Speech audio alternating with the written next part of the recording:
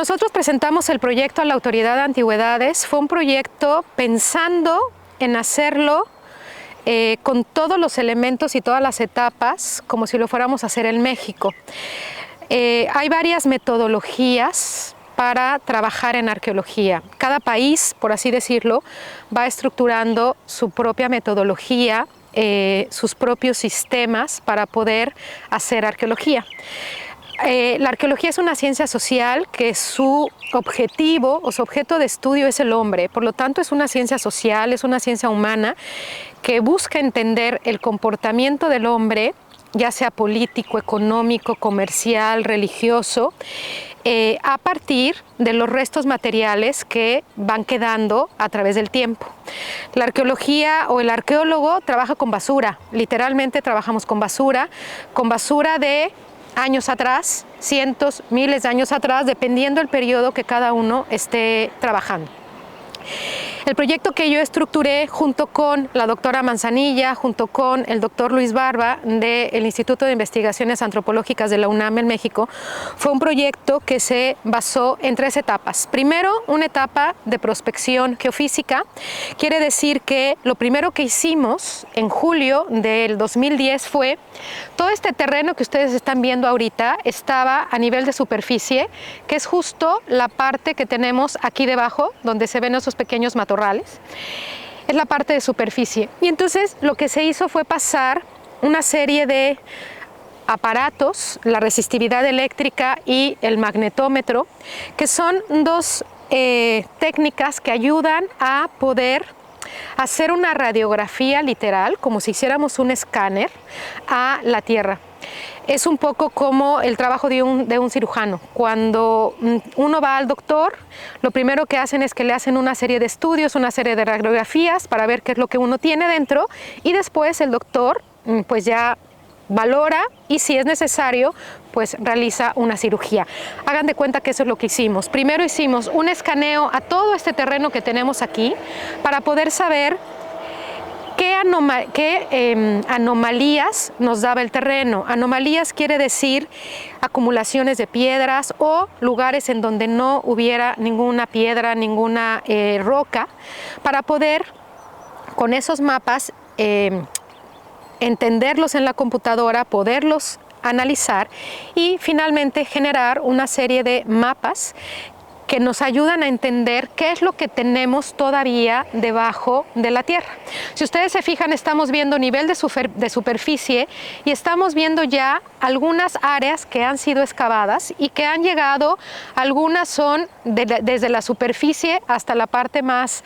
profunda, por así decirlo, son unos 2, 3, hasta 7 metros de profundidad en la zona de los baños de purificación ritual, 7 u 8 metros de profundidad, desde superficie hasta profundidad. Entonces, estos mapas que nos dio la prospección geofísica nos ayudaron a entender que teníamos o que tenemos en donde hay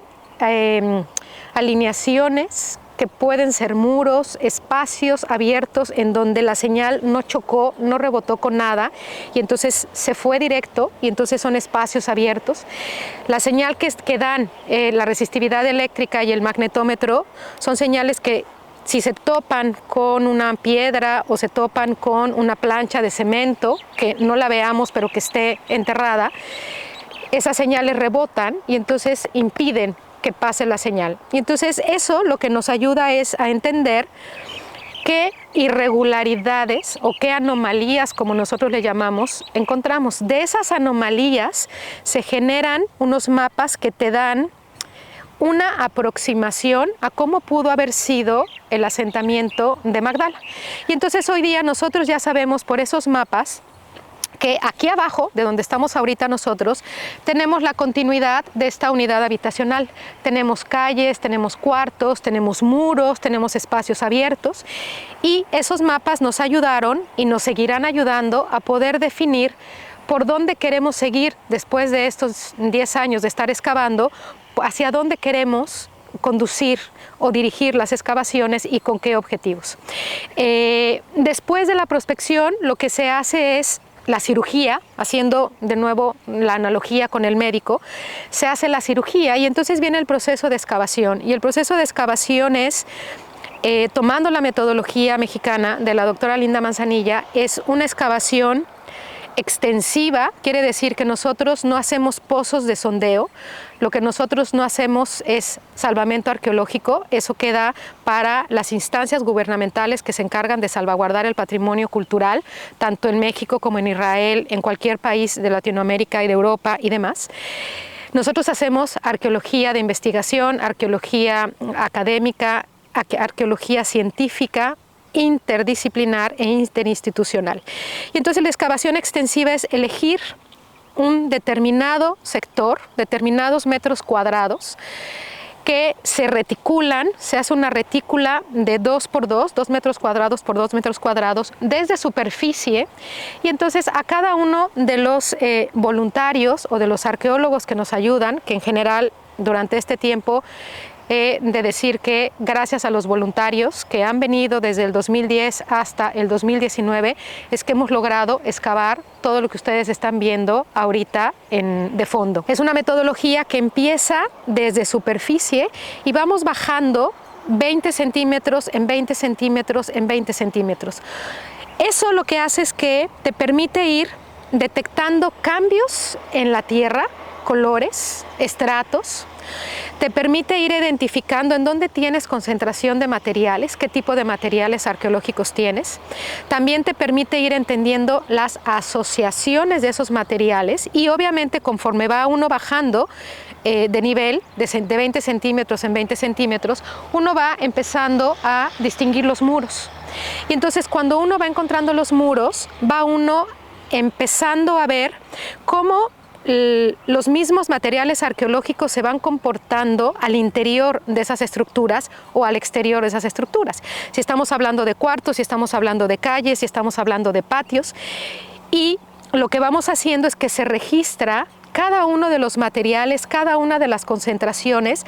para que cuando llegue el momento de realizar los análisis a los materiales arqueológicos, podamos entender de qué contexto vino cada concentración de materiales o lo que nosotros llamamos áreas de actividad. Un área de actividad es la concentración mínima de materiales arqueológicos que nos ayuda a entender o que nos ayuda a poder proyectar qué actividad se pudo haber realizado en un contexto determinado. Nosotros trabajamos con las últimas actividades que se realizaron en determinados contextos y con esos objetos vamos entendiendo, vamos integrando y finalmente vamos interpretando las actividades que se pudieron haber realizado. Pero también el programa que nosotros presentamos, o el proyecto que nosotros presentamos, además de la prospección geofísica, la excavación sistemática, la excavación extensiva, con estas retículas de 2 por 2, el ir registrando de manera tridimensional cada uno de estos objetos, la tercera etapa es el análisis de los materiales. Y entonces analizar los materiales es analizar la cerámica, la piedra pulida, el metal, las monedas, el vidrio, los huesos y finalmente, una vez que tenemos el análisis de todos los materiales, ponerlos en conjunto. Y entonces, por ejemplo, decir, a ver, en el cuarto 3 de la unidad habitacional nos encontramos piedras de molienda, nos encontramos manos para moler, nos encontramos vasijas para almacenar y entonces entre los análisis de los materiales y en el análisis propio que se hace a la tierra que ha quedado en las vasijas de cerámica, a la tierra que ha quedado en los poros de las piedras de molienda, a la tierra que ha quedado en los objetos de vidrio. Toda esa tierra se separa, se guarda en unas bolsas y las fuimos mandando a través de la Embajada de Israel, de México aquí en Israel, como valija diplomática y mandamos, cada temporada mandamos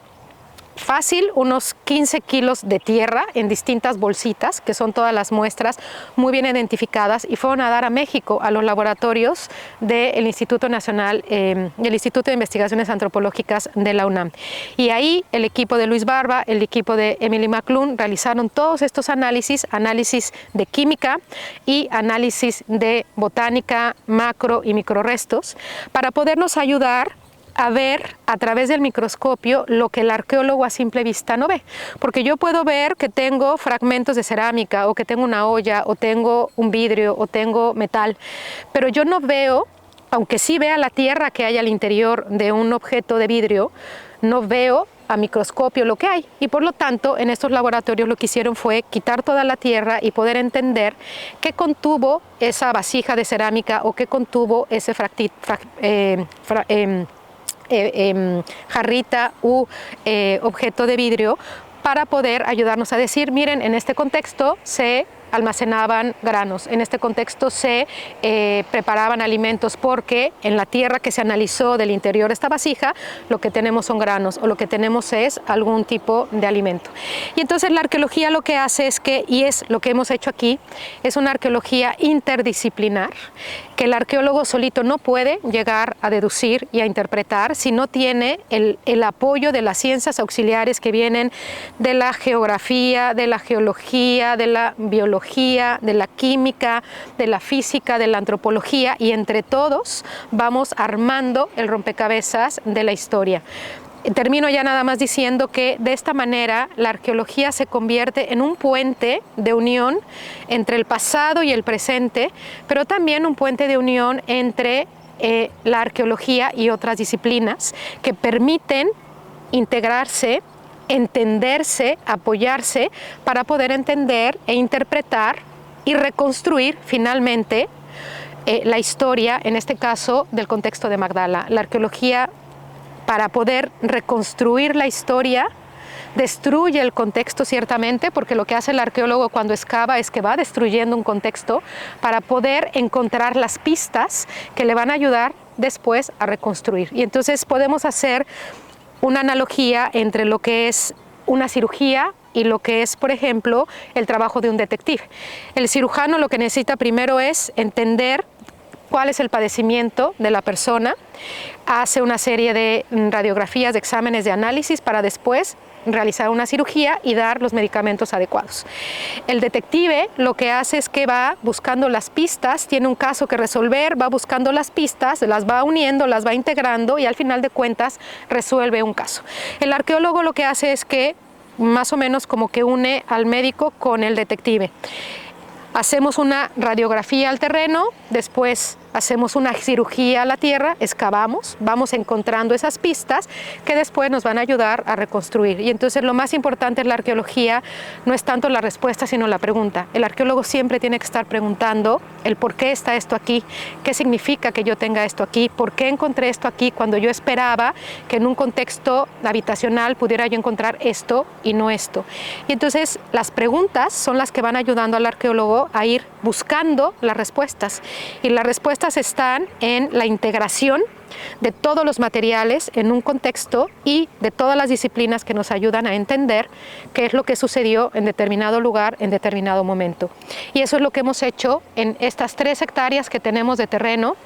de las cuales hasta ahorita solamente llevamos excavados 5,000 metros cuadrados de 3 hectáreas. Y entonces es un proyecto joven, es un proyecto que le falta, es un proyecto que, si todo va bien, en el 2023 vamos a seguir excavando en esta área para poder tener más clara esta unidad habitacional que tenemos justo detrás de nosotros, y obviamente extenderemos algunas otras áreas que nos van a ayudar a comprender mucho más la vida de Magdala en el siglo I y en el siglo II.